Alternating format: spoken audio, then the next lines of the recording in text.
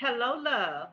Welcome to the Shy Love Radio Show, Pop Radio Worldwide, iHeartRadio, and Spotify Premium.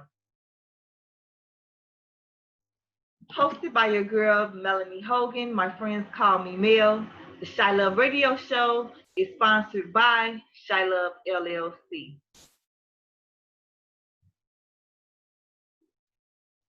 Now, before we begin, we're going to do our customary 3 deep breaths so that we can align ourselves with the present, not think about what happened yesterday, not think about what's going to happen tomorrow.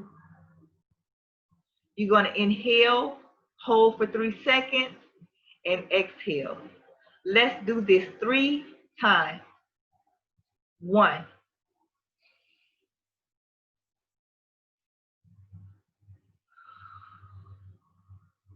2,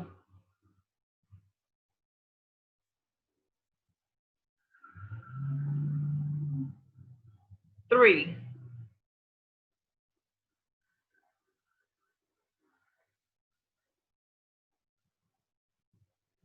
Now, today on the Shy Love Radio Show, we have an important COVID update. We are reaching the danger point here in Illinois. Most of Illinois' healthcare regions are seeing increases in the coronavirus metric. Governor J.B. Pritzker is calling it a danger point. He's saying that things are not headed in the right direction. He urges the proper wearing of masks and following the guidelines set for us. Currently, we have had 1,772 new cases in the last 24 hours.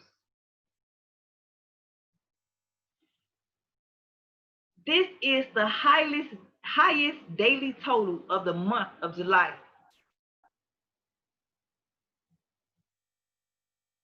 We are currently at 176,896 total cases.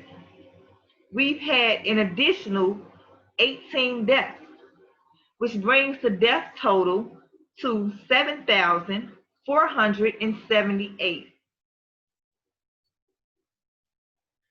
They have this 7-day rolling period where they collect the data and then they give us a percentage of our positivity rate.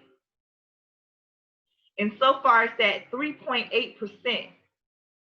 But in Region 2, which includes counties like Peoria, the rate has increased to 4.3%. Now, that's still pretty low in comparison to Indiana, Florida, Wisconsin, and so many other states. But we are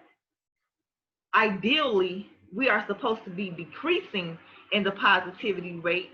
And as we see, we are increasing. The hospital admissions have also steadily increased, which means that when people who are contracting these symptoms and have the positive results for COVID, a lot of them are usually able to just go home and quarantine. But now they're saying more and more people are actually having to go to the hospital because of this. So if this region has 4 more days of people getting sicker and needing a hospital bed, the bars that just recently opened, they were closed.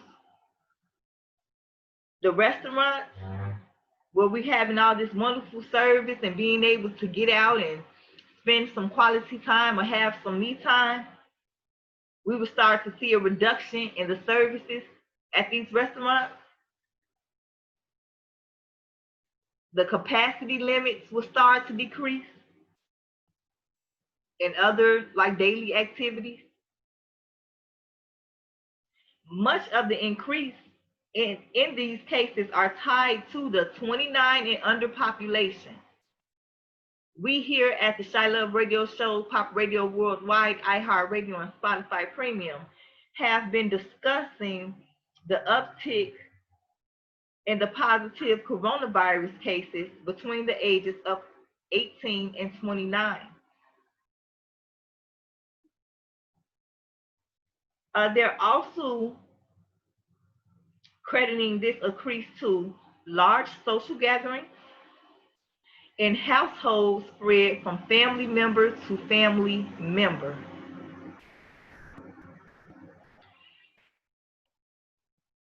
I am not surprised that these numbers are going up.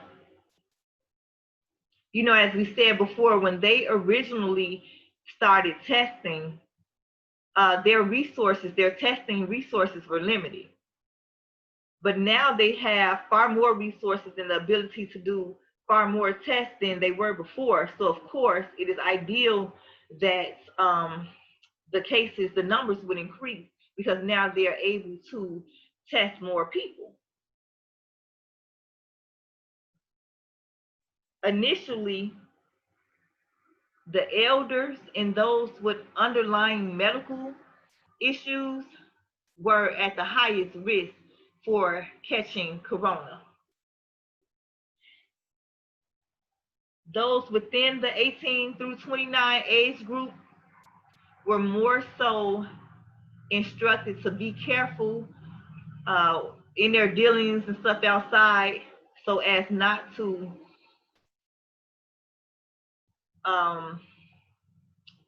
cause sickness to, you know, an elder or somebody who is already ill. But now we're seeing that individuals within that age group between 18 and 29 are also catching the coronavirus. We're now hearing cases where even younger children are coming into contact and are being susceptible, being able to be host for the coronavirus.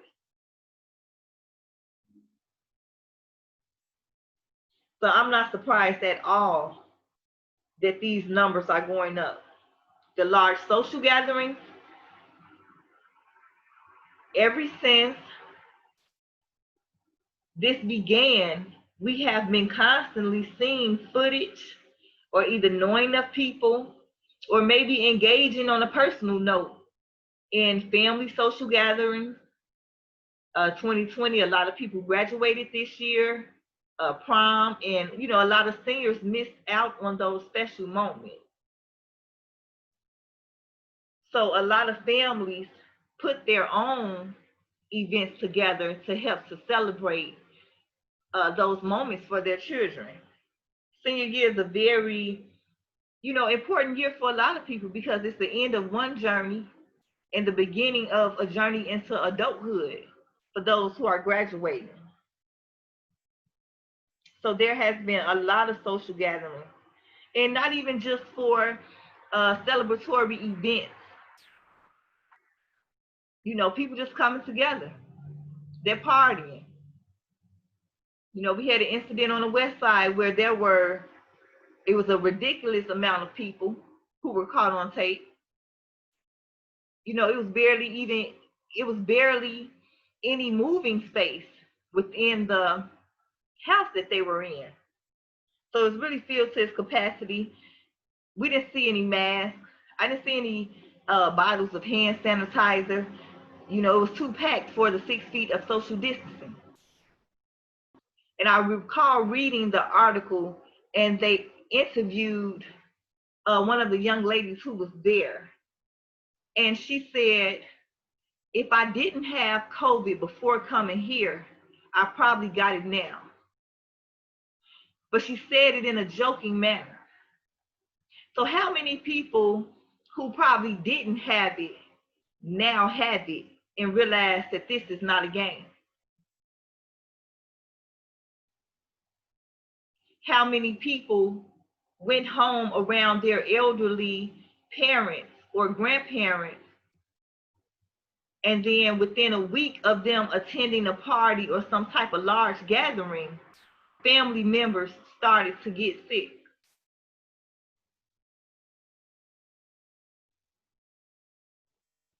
And then the household spread from family member to family member. That part right there, you know, you can only do so much about that. I know that usually if it's the case where a certain family member has COVID and they are to quarantine in a certain room away from everybody else. But then if you have one bathroom, the person still has to come, you know, before they even found out they had the positive test, they were already breathing in the same air and, you know, sharing that same breathing space with their family members. So that's not a surprise either that, you know, entire families will be catching it. It's just like with a regular cold. So now we have this going on. They were not expecting numbers like this in the summertime months. The concern was when fall came, because that's the time when people start to catch colds, catch the flu, catch pneumonia. That was the concern. And now in July, we're at a danger point.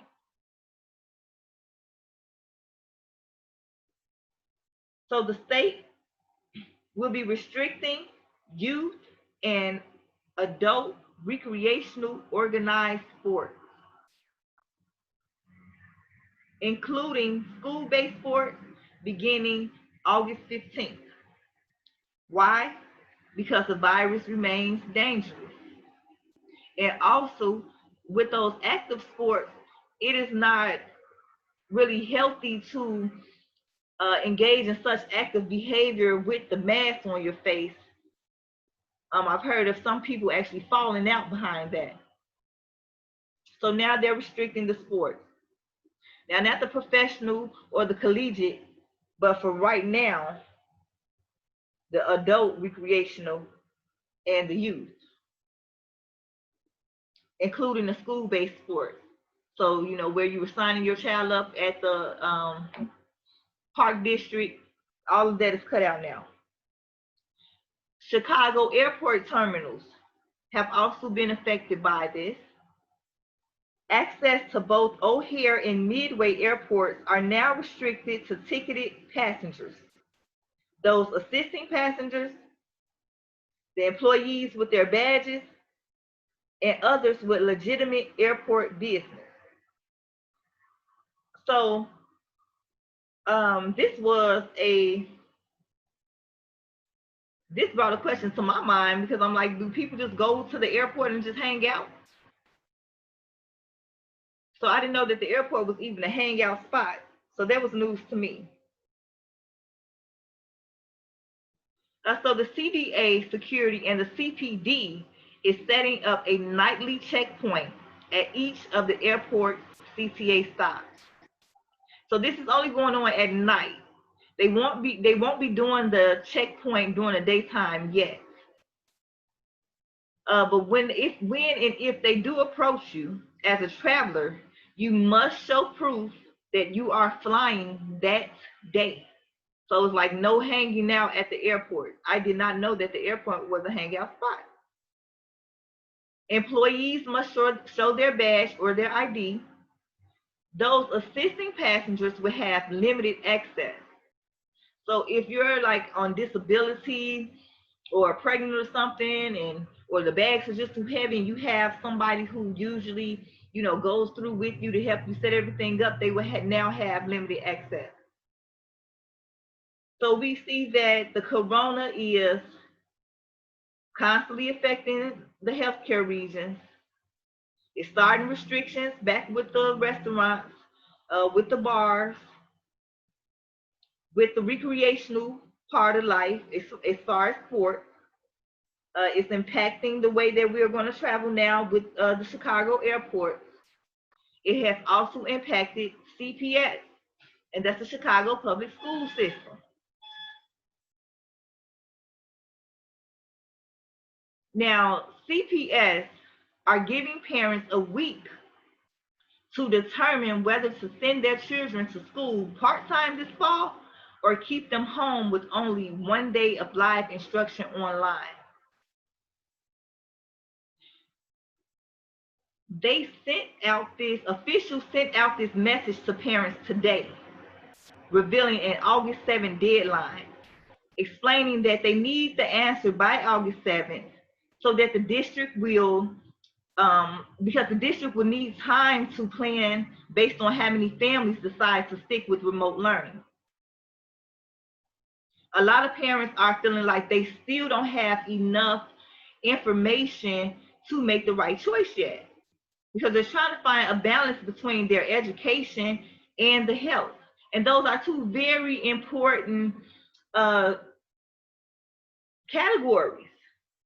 You definitely want your child to get the best education, but you definitely want your child to be in good health. Because what is the point of a highly educated child if they are dead?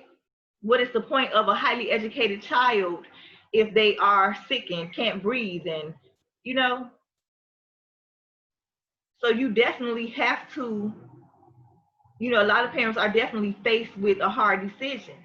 And then not only that, you know, they're going back to work, so now they don't want their child sitting around the house all day long. So parents have their own personal concerns. Me personally, homeschooling is nothing for me. I've already been doing it. I was my children's first teacher. So for me to have to develop a curriculum or outsource for another curriculum and make sure that they are doing what they're supposed to do, I'm already doing that. So, you know, but everybody has their own situation that they have to deal with and try to make the best decision for. But I implore you not to sacrifice your child based off of your work needs or money needs, or you just tired of seeing this little child around the house all day. Do not sacrifice your child.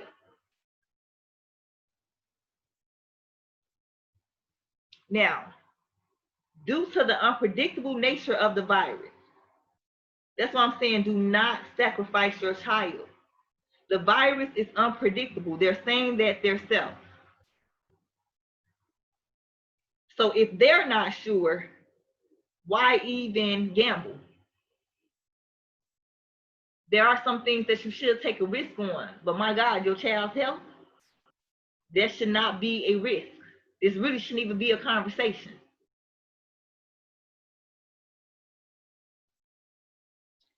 So due to the unpredictable nature of the virus, CPS won't make a final announcement until it's time to start the school year, which is about September 8th. Now, if you decide that your child won't be attending school, the in-person session, you have to stick with that choice through the first quarter of the school year. So they're saying, so if by some miraculous occurrence, Corona just starts to dissipate, the numbers just start to drop down, and you know, all is well with the world. You cannot all of a sudden say, well, now the Corona is gone or the numbers are down, I'm going to send my child to school. They're saying no. You're going to have to keep homeschooling that child through the first quarter of the school year. Now, the parents who pick the partial in-person option, they can opt out at any point. So they're saying that the parents who are for their child going to school partially, they can pull back and say, okay, I signed up to say that my child will go to school these 2 days out of the week. But because these numbers have constantly increased, because symptoms are occurring, because for whatever reason, now I'm going to just homeschool my child and give them straight remote learning. They are able to do that. So with the full-time remote learning, CPS plans to offer live instruction 1 day a week, which more than likely will be on a Wednesday. Attendance will be tracked the other 4 days. So I don't want you to get me misunderstood. The live instruction, there will be live instruction once a week. But just like how they set it up when the corona hit earlier this year and the staff was sending pre-planned curriculum to the children and was having them log in on a daily basis, that's what they're talking about. This is actually a good thing because, okay, the kids are expected to engage in a minimum of 5 hours of school work per day. That's actually a good thing because teaching a child has to be independent. If you and your child are interested in going to college, the professors are not going to stand over their shoulder every day to make sure that they're doing what they're supposed to do. They will be available for them to ask questions. They won't even see their professor every day because their schedule, it'll just be 2 to 3 times a week. Maybe once if you're a college student elected to take a Saturday class, but the hours will just be longer. So that's actually not a bad idea. We have to have more independent children who are able to receive instruction and then get the job done. There are actually a lot of adults out here who need you to hold their hand and go over everything with them step by step, no matter how many times they've already been prepped for it or went throughout. They need somebody to say, okay, start your day. Okay, start your job. Like that. This is actually a good thing because it's teaching the child to hold themselves accountable. And then you as a parent can always check in with the teacher. Their emails and phone numbers and stuff are readily made available most of the time.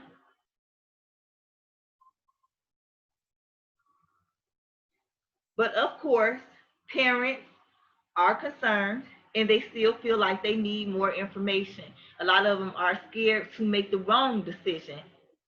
But I like that even those who say that they want the in-person training can opt out if they see that everything is, the numbers are steady increasing. They're showing cases where more children are being affected by corona, more hospital beds and stuff are started to be needed. So they are giving you an out, even if you do say that you will let your child attend school that 1 to 2 days per week.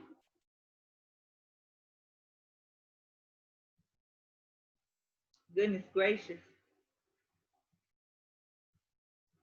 So we have the COVID, we have the numbers rising. It's continuing to affect the health of a lot of people, including some in their 20s. I shared a post on my Facebook page, Melanie Hogan, today, where they put out a news article about children in Indiana who tested positive for COVID on the first day of school. Indiana is nowhere to Chicago. And we often have a lot of traffic going back and forth between Indiana and Chicago. And if you all notice here in Chicago, my Chicagoans, my Chilovians, we actually watched majority of the rest of the world contract COVID first before it hit us. So if we look at the pattern, it is best to get in alignment as best as possible to try to prevent the numbers continuing to go up, our family members being affected, us being affected on a personal note.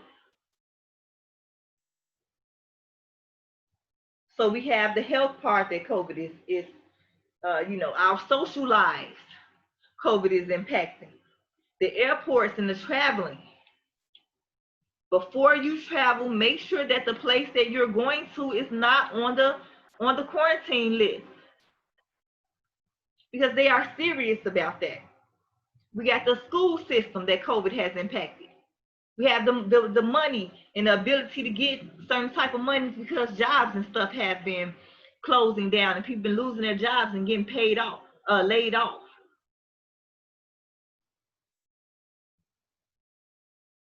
And then even with the traveling part, they are starting to put their foot down a little harder for people who are refusing to do the 2-week mandatory quarantine.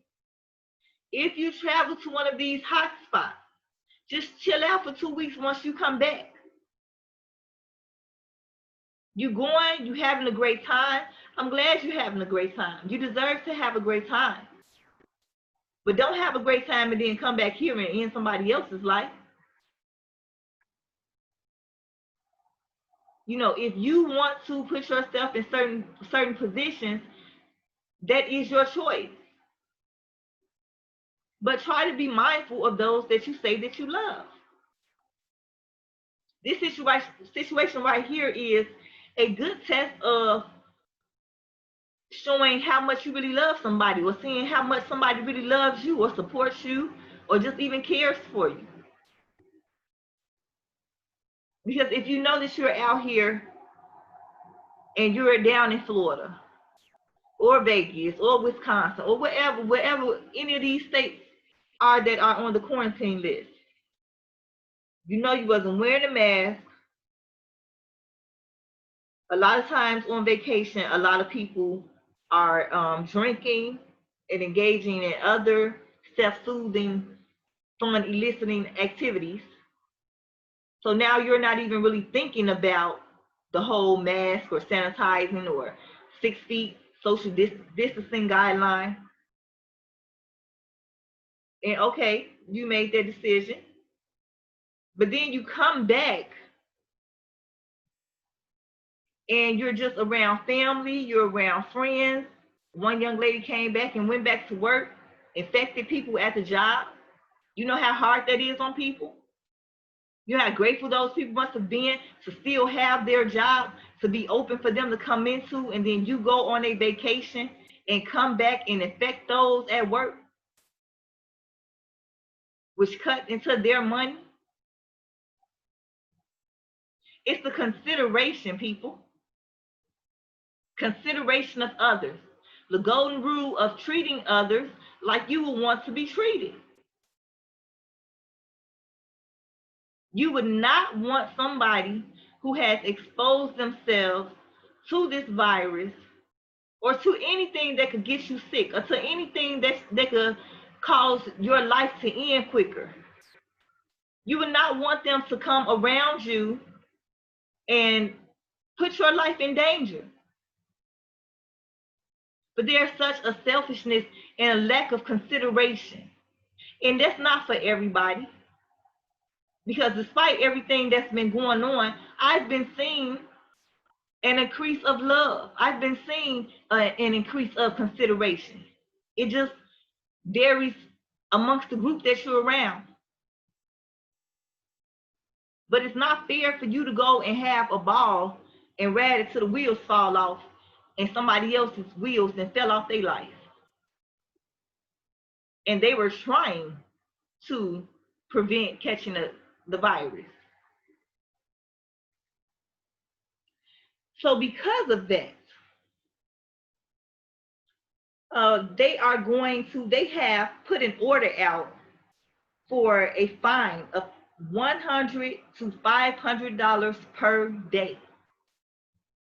If you refuse to follow these guidelines and to self-quarantine, see, that's why I feel like it's a good idea for a lot of the children to start to have the curriculum to where they're able to just get the work and then be able to do it on their own.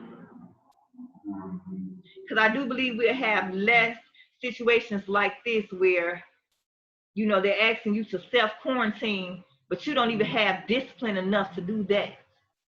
So if we could start to discipline our youth in ways to where they're able to take care of certain tasks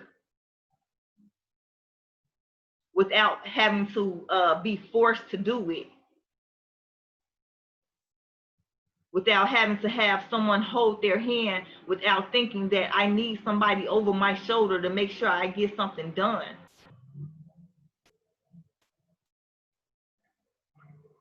You get older by age, but everybody not getting older in maturity of mind.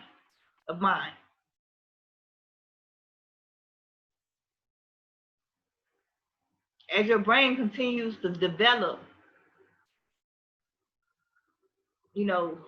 it's certain decisions that we're supposed to be making. And the thing about the brain is that it could be developed in one area and underdeveloped in another. But it seems like when it comes to the consideration of each other, a lot of people are really lacking on that level. So now they're saying, okay, you had money to go travel around, went to go have you a good time, you refuse to self-quarantine, we're going to charge you between $100 to $500 per day. Do you hear me? Not just between 100 and 500 for the incident, per day. And you're supposed to self-quarantine for 14 days. Y'all got that type of money laying around to have to give it to the city? Most are already complaining about the fines and taxes and everything else that's going on thus far. Most are complaining about not having the funds to even do the day-to-day operations. So who has between $100 and $500 to pay per day because you don't want to self-quarantine? Now they had this order, they put this order out a little time ago, but they were not enforcing it. Now they are at the point where they are going to start to enforce it.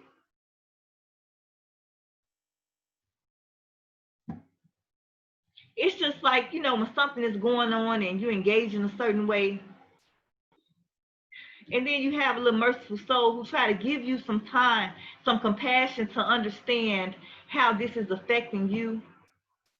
And they try to, give you some time and try to get yourself together with it, get your bearings with it, accept what's going on, and find a plan to where, you can still live some life, but in a more protected way.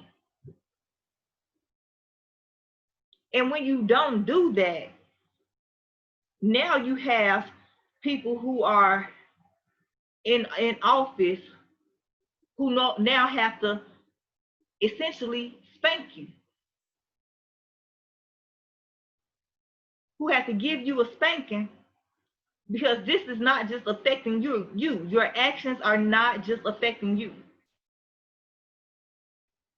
They have the ability to affect everyone around you. This virus is so unpredictable.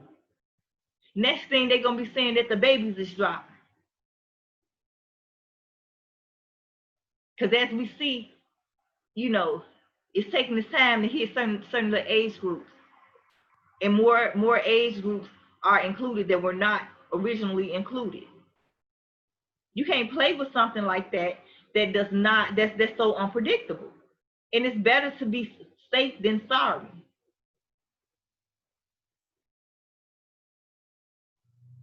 So now they're going to enforce it. So here are some of the ways that they're going to track you down.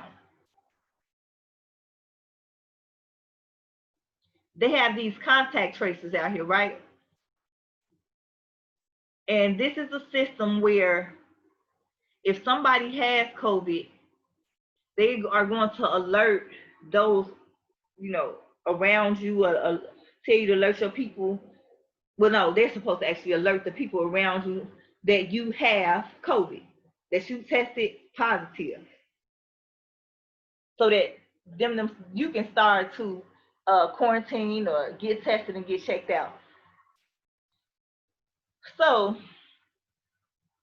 and then for the people who do have it, of course, they're tracing them to see how they're moving around, who they're exposing, and so forth. So if these contact tracers get info that people who've caught the virus is in proximity to someone from the quarantine state, and they disregard the rules, you don't get a citation. But if you quarantine, but if you go to one of these hotspots outside of Illinois and you come back and you refuse to self-quarantine, you can get a fine from between $100 to $500 per day. Also, all my social media people who like to put every step of their life on social media, they are going to use social media as a way to catch these people so that you can receive these fines or receive these citations. So those who like to take the pictures and the videos and everybody crowded up together and everybody lit, they are now combing through social media and looking for people who are, as they say, flagrantly posting their social activities. It's almost time to pay the piper, people. This has been going on for several months. And I know that people have anxiety and depression, and you need that fresh air. You need that me time. It's very important, especially now. But we just got to find a way to still have that me time, still socialize, but not just get out of pocket with it. And the least y'all could do is show some pictures where everybody got on masks. That's the least you could do. Y'all don't even have on, like, nobody has a mask. Nobody is practicing the guidelines.